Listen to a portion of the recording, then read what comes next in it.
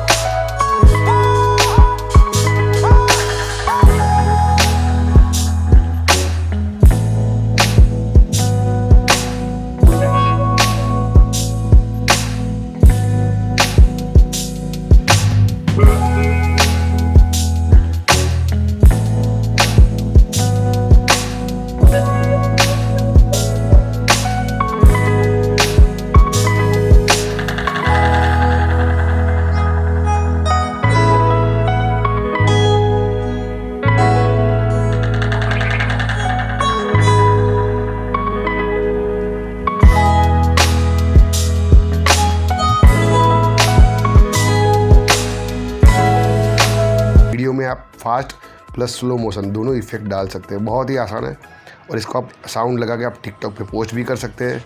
और यहाँ पे बहुत से इसमें ऑप्शन दिए हुए, fast plus slow, slow motion, reverse, आपकी वीडियो रिवर्स भी हो सकती है।